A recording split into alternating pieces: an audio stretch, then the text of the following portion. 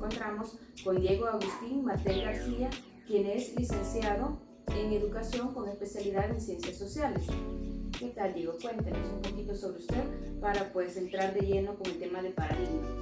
Hola, un gusto estar acá acompañado de ti. Es un placer estar en esta entrevista sobre la comunicación, sobre los diferentes paradigmas que vamos a abordar. Y en efecto, mi nombre es Diego Agustín García Martel, soy docente en el área de sociales, imparto clases en el Complejo Educativo Ignacio Pacheco Castro, soy docente en el área de nivel de bachillerato, pero de igual forma en la educación básica.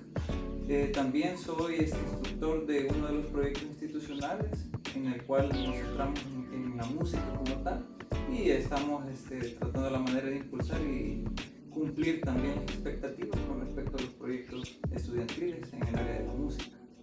Bueno, Diego, ya que tú manejas mucho el tema de paradigmas, ¿qué nos puedes decir sobre qué son los paradigmas? Ok, hay muchas definiciones que se pueden abordar con respecto a paradigmas, pero uno bastante complejo y uno bastante elemental que encierra todos estos elementos es que el paradigma como tal es un modelo que nos sirve a nosotros para seguir patrones ya establecidos en el área del conocimiento o de las teorías, ya que hay que tener en cuenta de que las sociedades como tal, el conocimiento humano y también la revolución científica va cambiando con respecto al tiempo. O sea, yo no puedo tener un enfoque, por ejemplo, igual que en la Edad Media, el mismo pensamiento que en la sociedad actual. O sea, son contextos totalmente diferentes, es decir, que la forma de analizar diferentes elementos o conocimiento teórico o científico, el abordaje tiene que ser diferente y eso va a aplicar también para las próximas generaciones. O sea, eso va a ir cambiando, por lo tanto el paradigma como tal está sujeto al cambio y al conocimiento como tal que se vaya abordando. De acuerdo. Diego, según tu criterio, ¿cómo se pueden aplicar los paradigmas en el tema de las comunicaciones? Existen en efecto muchos paradigmas que se pueden utilizar y que se pueden enfatizar en el área de la comunicación. Yo me voy a centrar en algunos elementos bastante funcionales y bastante interesantes que pueden suceder en una sociedad determinada. El paradigma, por ejemplo, que tiene que ver con el funcionalismo. ¿Qué es el funcionalismo? Esta es una teoría bastante elemental y algo que bastante veces sucede en nuestra sociedad salvadoreña, es el hecho de que cada persona tiene diferente rol en nuestra sociedad y muchas veces uno como persona tiene un rol en la sociedad, es estudiante, hijo, trabajador, empleado y diferentes roles. ¿Qué hace esos roles? Esa relación interpersonal que existe con el medio hace de que ese enfoque se deriven unos elementos en los cuales la comunicación va a ser bastante diversificada o holística en este caso. Entonces podemos mencionar de que dentro del funcionalismo podemos catalogar la agenda setting. La agenda setting, ¿qué es? En términos simples, en la comunicación algo bien interesante es que, por ejemplo, la información tiene que ser de peso. En la agenda setting, por ejemplo, las noticias van a tener predominancia por eso, es decir, las personas que tanto hablan de ese elemento, porque obviamente una noticia va a tener el peso, llamémosle popular, en la sociedad, si es importante, porque si no es importante, ¿quién va a hablar de esa temática? Entonces, la importancia de la información es un elemento bien importante para poder consolidar ese tipo de enfoques o paradigmas. Ahora bien, hay otro paradigma bien interesante que se aplica tanto en la sociedad, que se aplica también en la educación, es con respecto al conductista. Ese se emplea ya que es algo bien elemental y observable. Todas las personas se basan en base a estímulos, todos. O sea, todos reaccionamos en base a estímulos, ya sea internos, intrínsecos, o también de una forma extrínseca, es decir, con el entorno. Y en el conductismo se maneja en el área de la comunicación de que, por ejemplo, los medios de comunicación masivos, ya sean tradicionales o difusores, pues obviamente inciden en el comportamiento de la persona. Es decir, sucede algo, X problema o X situación, obviamente la persona es el receptor que recibe todos esos elementos y en los cuales va a condicionar la forma de actuar de esa persona, ya sea elementos positivos o elementos negativos. Por lo tanto, el conductismo tiene mucho que ver en el enfoque y el paradigma de la comunicación.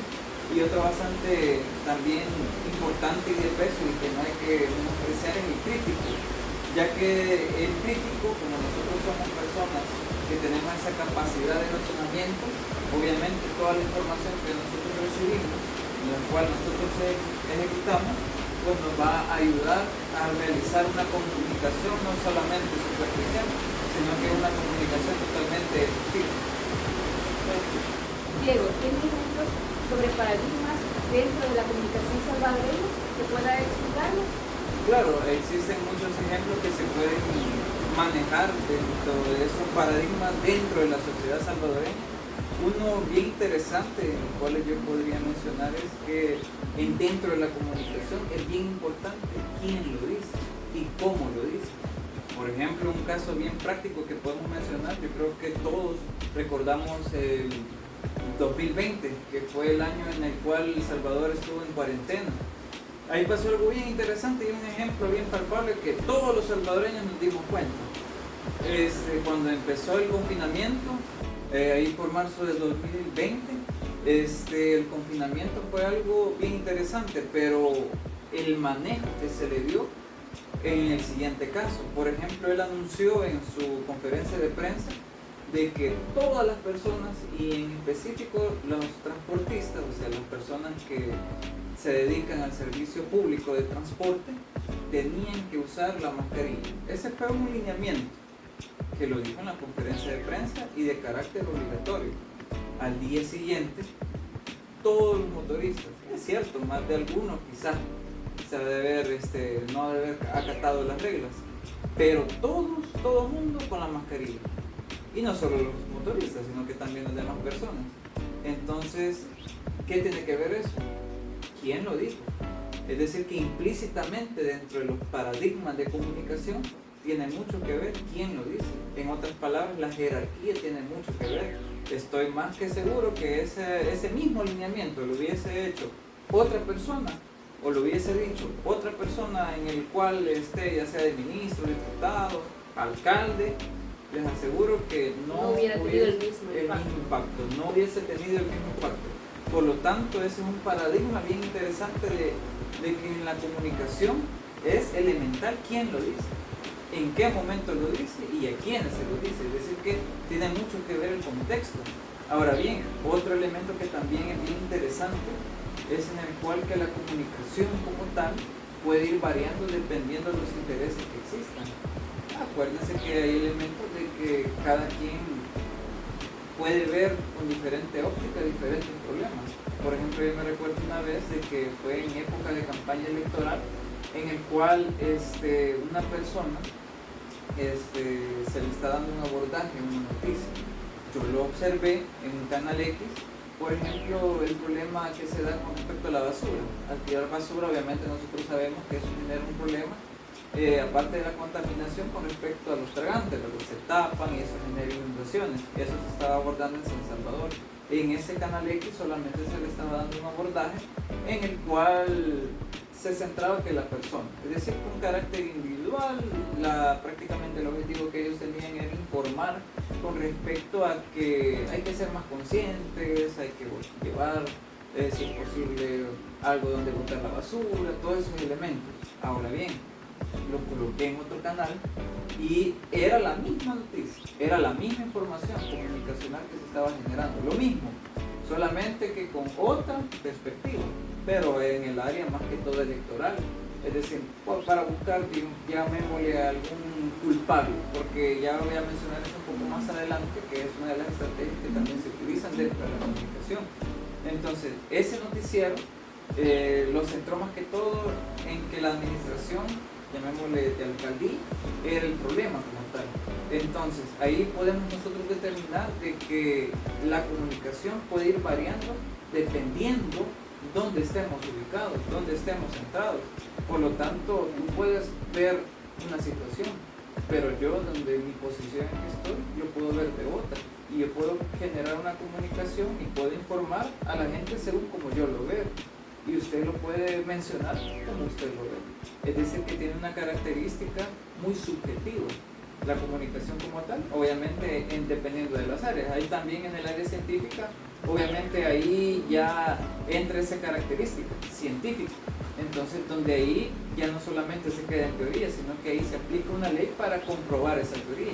Por lo tanto, en las leyes científicas, ahí sí ya hay una diferencia, porque ahí ya se habla el mismo lenguaje comunicacional.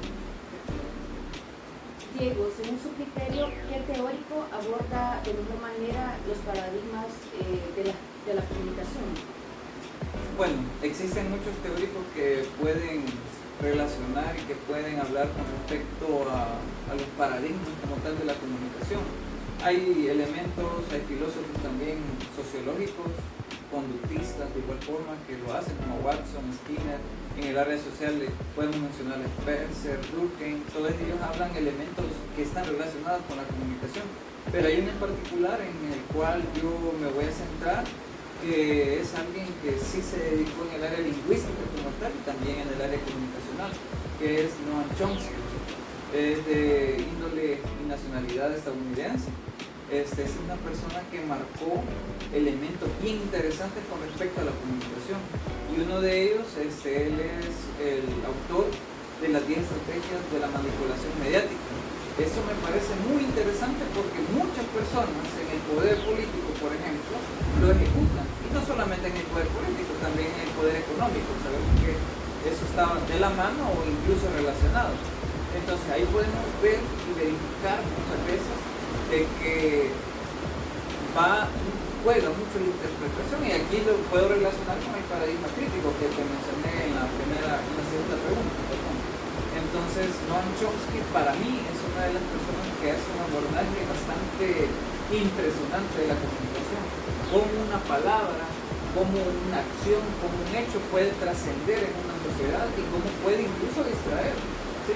Porque, por ejemplo, yo puedo generar pausas, puedo generar acciones, pero esas acciones tienen que llevar ciertos elementos que a mí, como persona, me va a ayudar, ya sea a generar un moldaje a demás personas.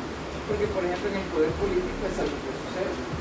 Hay muchas personas, por ejemplo, la característica de los demagogos, o sea, ellos creen que son la única salvación, y los demás que están en contra o alguien que opine diferente a ellos ya es una amenaza, y entonces ya empiezan a señalar. De igual forma, la manipulación con respecto a masas, los medios de comunicación, incluso los medios de comunicación se manejan que es un cuarto poder, porque relacionado al ejemplo anterior, cada quien según sus intereses va a aplicar diferentes comentarios o diferentes situaciones que se puedan generar. Entonces sí, Noam Chomsky para mí es uno de los autores que de mejor manera habla con respecto a los paradigmas de la comunicación y cómo esta está influenciada dentro de la sociedad, no solamente salvadoreña, sino que en toda la sociedad globalmente. Diego, ¿considera usted que los medios de comunicación o medios de difusión han generado cierto impacto sobre los paradigmas de la comunicación? Claro, ha generado un impacto, ya sea en el área positiva o en el área negativa. Voy a empezar con lo positivo. Es positivo porque por medio de los medios de difusión, por ejemplo, si nos centramos en las redes sociales, y voy a centrar específicamente en Twitter, es una herramienta en la cual muchas personas lo utilizan y la inmediatez. O sea, sucede algo, por ejemplo, una situación, un problema en el país, rápido se hace tendencia, rápido la gente se da cuenta. De igual forma en el área mundial, o sea, toda la información, por eso no es por uso del hecho de que en la sociedad del siglo XXI se conoce como la sociedad del conocimiento, ¿sí? Porque toda la información llega de una u otra forma, todos somos y participamos de forma activa de la comunicación. Ahora bien, no toda esa información es real o es verificable, porque de igual forma dentro de todos esos elementos de medios de comunicación, ya sean tradicionales o en este caso los medios difusores como las redes sociales como tal, tienen ciertas características de que, con lo que mencioné anteriormente, muy subjetivo, o sea, no hay objetividad muchas veces. Entonces, ¿qué sucede en ese plano? Muchas veces la información no es real. Entonces muchas veces entramos en la categoría de caer muchas veces porque puede ser que yo más de alguna vez haya caído o muchas personas hayan caído en las fake news, o sea, en noticias falsas.